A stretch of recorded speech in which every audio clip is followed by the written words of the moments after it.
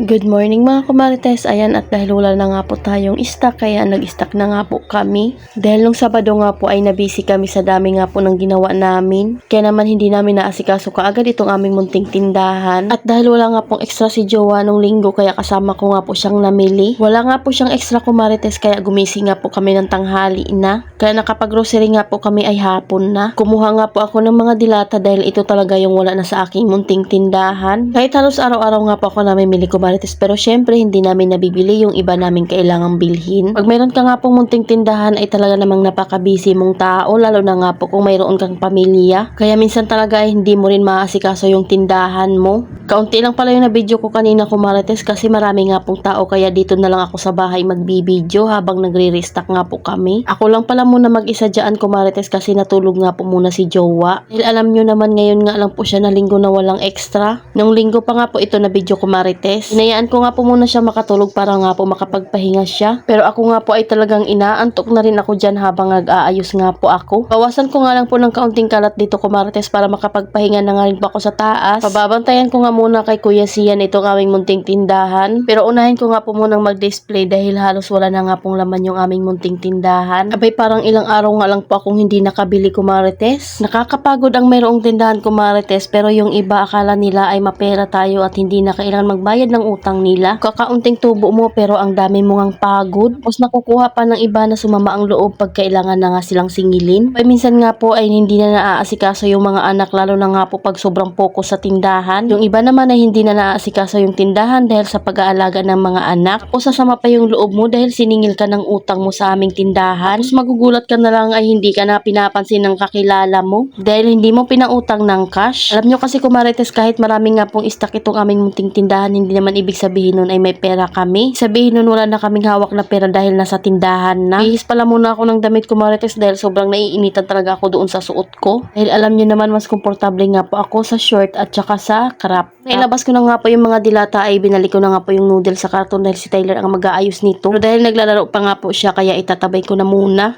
Ayan, at nasa next box na nga po ako kumarites. 7K nga lang po yung budget ko, pero nagulat nga po ako nung babayaran ko na ay halos sa abot na nga po siya ng 9,000. Buti na lang talaga at meron akong ekstrang dala. Kami din talagang kulang dito sa tindahan ko kumarites, pero kahit papaano nga po ay nakuha ko naman yung iba. Pero madalas ko nga pong pinaprioriting bilhin yung mga madalas na hinahanap. Ulit nga lang po yung nire-restock ko, pero dahil ito nga po yung madalas na nauubos sa aming tindahan. Sabi nga nila kung ano nga pong madalas na hinahanap sa tindahan mo, dapat laging hindi nauubos. Kaya yun dapat ang lagi mong ipa-priority. Ano mo ba malalaman kung anong kailangan ng mga tao sa tindahan mo para makapag-umpisa ka ng magbukas ng tindahan? Syempre hindi mo malalaman yun kung hindi mo sisimulan kumarites. Ano-ano ba yung mga essential na dapat meron sa ating munting tindahan? Iba't ibang sabon panglaba dahil iba't iba ang ginagamit ng mga tao sa paglalaba at gusto nilang sabon. Yung iba gustong mabula, yung iba naman gustong mabango. Syempre ang iba't ibang flavor ng kape dahil hindi nga po pwede na wala tayong kape sa buong isang araw. Kung ano nga po yung mga nakikita nyo dyan sa aking munting tindahan, ayan po talaga yung madalas na hinahanap sa akin. At hindi nga rin pwedeng mawala ang mga shampoo at conditioner dahil alam nyo naman madalas naliligo talaga yung mga Pinoy halos araw-araw. Lalo na nga ngayon na summer na. Mga iba't ibang biskwit din dahil alam nyo na mga pambaon ng anak natin. Chichirya, kahit nagmahal nga po talaga yung chichirya ay marami pa rin bumibili. Itlog, mantika ay talaga namang hindi rin pwedeng mawala sa ating tindahan. Maganda rin may bigas kumarites, pero hindi nga po akong bumibili niyan dahil mahal nga po ang puhunan niyan. Dahil sobrang taas nga po ng bigas na ngayon. Pero dati nagtitinda ako niyan kumarites, lalo na nga po yung mga tuyo. Syempre mga soft drinks kumarites dahil alam nyo naman mahilig din tayo sa soft drinks. Kaya maganda talaga na mayroong ref yung ating munting tindahan. Pagtitindahan ko nga kumarites, yung pinakauna ko nga pong napundar sa aming munting tindahan ay ref. Kaya namang tuwang-tuwa nga po ako noon kumarites nung nakabili na nga po kami ng ref. Kailangan lang talaga ay matutunan nating mag-budget para kahit papaano ay makaipon tayo sa munting tindahan natin. Meron nga po akong nabasang post kumarites na ano nga po yung sign na maraming umuutang sa tindahan mo. Syempre binasa ko yung mga comment. Sabi nung isa wala ng paninda dahil nasa utangan na. Meron ding nag-comment na tapal na nga ng tapal sila sa tindahan pero wala pa rin nakikita. Kaya madalas ito nga po yung kinakalugi ng munting tindahan. Lalo na kung wala naman tayong malaking pera para pang tapal. Kung mapapansin nyo, yung tumatagal talaga ng tindahan ay yung ibang hindi talaga nagpapautang. Nauubusan naman ng paninda, ayun nga po yung madalas na nagpapautang. Kaya ang ending ay doon na bumibili sa mga hindi nagpapautang. Dahil wala nang mabili sa'yo dahil nasa utangan na. Pero sa kagaya natin, normal naman talaga mayroong utang. Yun nga lang, piliin lang natin yung napapautang natin. It's a big no sa hindi naman bumibili sa tindahan mo pero sa'yo umuutang. Syempre doon sa umuutang na hindi naman agad nagbabayad. Ayan, at ang sarap lang talaga dito sa taas at gusto ko na ngang humiga. Tingnan nyo naman at wala nga akong tupiin at malinis nga rin po dito. Ito na nga po yung kinagabihan ko, Marites, at gising na nga po si Jowa. Kagigising lang din niya ng bunso ko, kaya tingnan mo naman at tulala pa nga po yan sa gilid. Nag-asikaso naman agad siya ng mga chicherya pagkatapos nga po namin magkape. Sobrang gabi na nga nito ko, Marites, at ito na nga lang po yung hindi ko naayo. Dahil pinuputol-putol ko pa nga po ito bago ko nga po itabi. Nag-live nga po ako kahapon habang ginagawa ko ito pero hindi ko rin natapos dahil naputol nga rin po yung live ko. Mahina nga po yung signal ko kahapon, kusang nga pong nag-end yung live ko. Nakarang araw pa ako hindi nakabili ng downy kayang ubos-ubos talaga yung stock ko nito. Sakto naman nga po nung nagpunta kami ng grocery ay mayroong mga free. Kaya kumuha nga po ako ng mga extra. Abay kung mayroon lang akong extra pera, Marites, baka tig 10 piraso yung kinuha ko. Pag nagre-refill nga po ako, Marites, ay mayroong bumili kaya binigyan ko na muna. O diba kahit gabing-gabi na nga nito ay hindi pa talaga nauubusan ng customer. Kaya mas maganda talaga marami tayong stock ng chichirya, kaso minsan nga po ay hindi ako nakakapamili. Yung mga gamis ko nga, Marites, ay paubos na nga rin po ito. Last stock na nga po ito. Dahil yung mga bumibili nga po sa akin ay tag 5 piso, minsan nga po tig 10 gamis pa. Itong crinkles nga na ito, Marites, ay isang araw lang ito sa akin. Kaya ang ginagawa ko nga, Marites, ay tinatabi ko nga po yung mga lagayan nito dahil ito nga po yung ginagawa kong lagayan ng gamis. Dahil gusto ko nga pong magdagdag pa ng mga iba't ibang flavor ng gamis. O diba hindi ko na kailangan bumili ng mga lagayan dahil dito pa lang sa lagayan ng crinkles ay pwede na. Hindi na lang talaga ay wala nga pong mga langgam dito sa aking tindahan. Kung mahanap na nga po ng mga langgam yung paninda ay mahirap na nga pong alisin sila.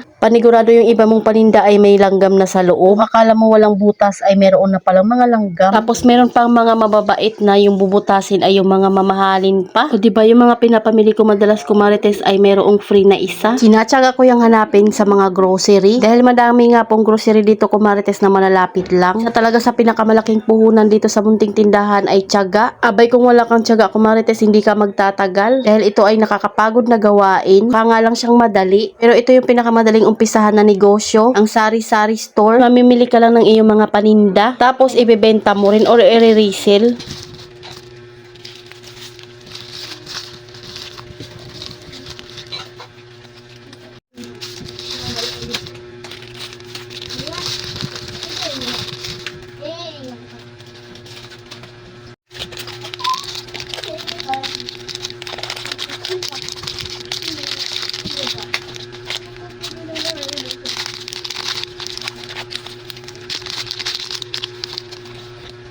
Hindi na nga po ako mahirapan mag-refill dito, Marites, dahil pinaghihiwalay na nga po ni Tyler at ibinibigay niya na lang niya sa akin. Kaya refill na nga lang po ako ng refill. Hindi pa rin kasi sila natutulog, Marites. Ayan, at marapit na nga rin po talaga ako matapos dito sa aking ginagawa.